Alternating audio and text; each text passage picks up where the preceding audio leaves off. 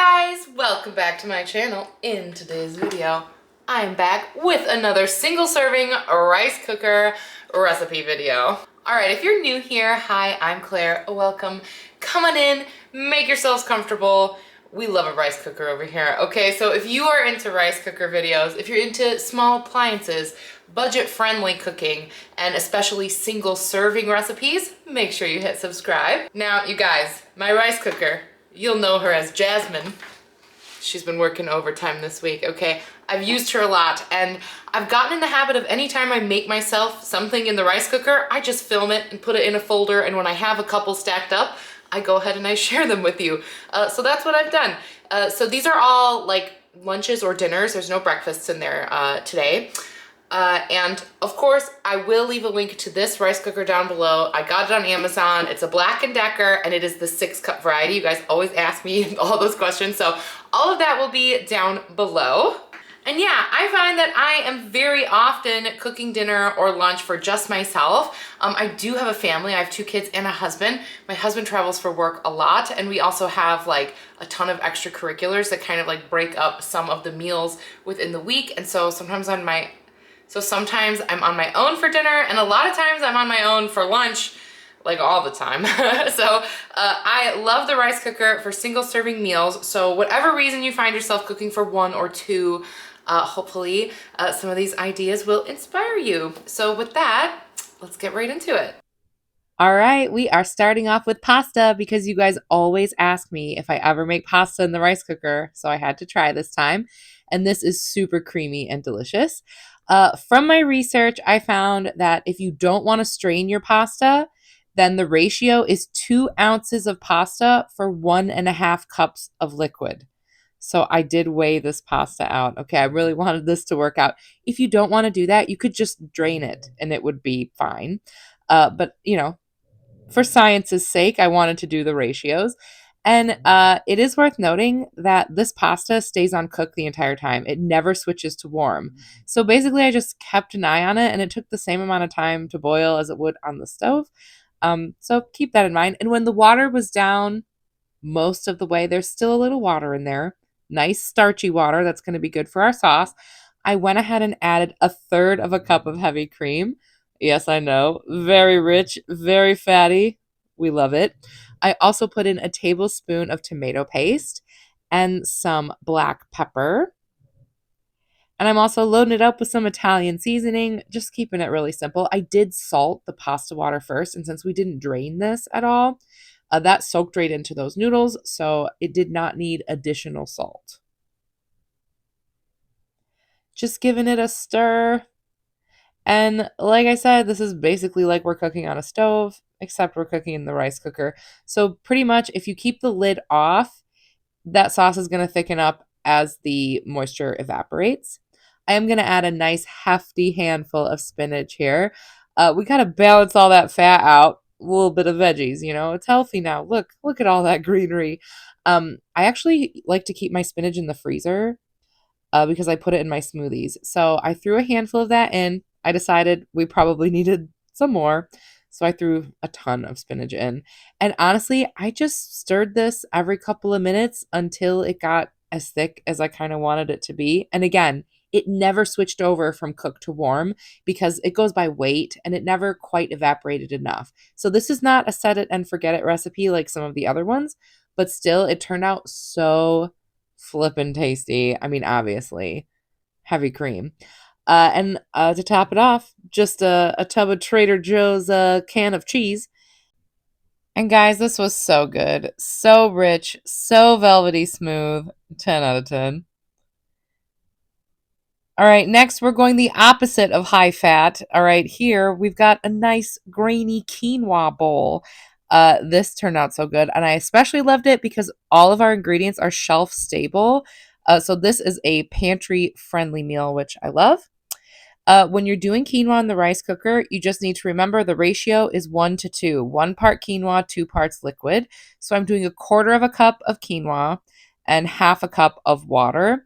Quinoa really expands, so I didn't want to do more than that. I added just a little bit of olive oil as well. And as far as what you add in this, add add the veggies you like. I did just 2 big scoops of black beans. I've also got corn. This is like super customizable. I have this jar of bell peppers I've had for a long time that I thought I should use them. This seemed like a good opportunity. That one was kind of big. I had to break it up.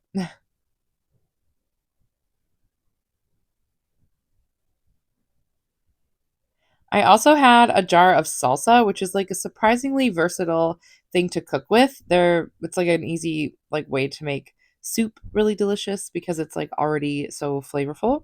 So a couple of spoonfuls of that, a little bit of black pepper, and some taco seasoning. This is probably like a teaspoon, and it's quite salty on its own, so I didn't add any more salt.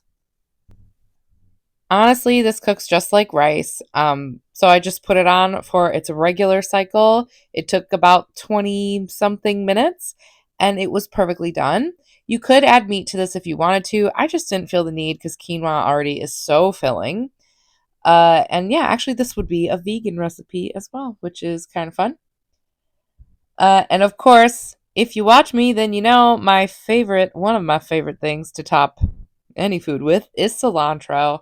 And honestly, this is like one of those meals that when you eat it, I was like, wow, look at me. I'm just the pinnacle of health. This is like a healthy girl meal, okay? And it made me feel really good about myself. All right. Lastly, we have this super delicious spiced chickpeas with chicken. Here I've got white rice and I'm doing 1 scoop. This is the scoop that came with the rice cooker, which is like 1 serving. I find though when I do the whole scoop, I usually don't eat all of the rice. It's like a lot. I did rinse it and filled the water to the like line on the side where you're supposed to fill it. Follow the directions for your own rice cooker. Here I have some chickpeas. I drained them and I'm throwing half a cup in there. We love a chickpea, high in fiber, high in protein. We're also adding some black pepper and some salt. Now, this is all about the spices, you guys. All about the powders. A little bit of powder can make everything incredible. Okay, we're doing a teaspoon of each of these things: garlic powder, smoked paprika, curry powder, and the star for me personally, mustard powder. If you don't cook with mustard powder, you should start. Now, I know this seems like a lot of spices, but I want to let you know it is spiced but not spicy. This is not a really hot dish. So if you're worried about being spicy, don't worry. Try the curry. It's good.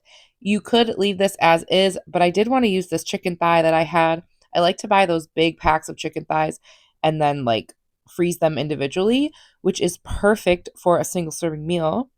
But you don't have to add meat to this. You could keep this meatless. And after just 1 cycle, it was perfectly done. I always like to double check the chicken because sometimes you have to let it sit there for another couple of minutes. But this was done right away. No problem. It broke right apart.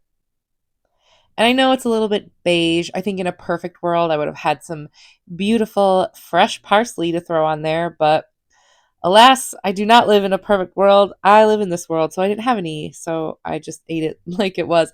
But this is such a delicious meal. Super simple ingredients, but all of those spices just make it such an interesting, intense flavor. Amazing, delicious. Loved it. All right, you guys, that was the video. I hope you enjoyed these new little rice cooker recipes. A huge thank you to our girl Jasmine, of course. She's the best. Love her. Probably my favorite small appliance in the kitchen, although I have been using my new electric pressure canner a lot. So she's got some competition, but they don't do the same thing at all. So I've put them in separate categories in my mind. Anyway, I hope you got some inspiration today. Again, I will leave a link to my rice cooker specifically down below, but you know, any old rice cooker will do. You don't have to use the same one I do. And of course, be sure to come on back for more content like this. Like, subscribe, share, do all the things that help us grow over here on our little corner of the internet. Thank you so, so much for watching, and I'll see you guys in my next one. Bye!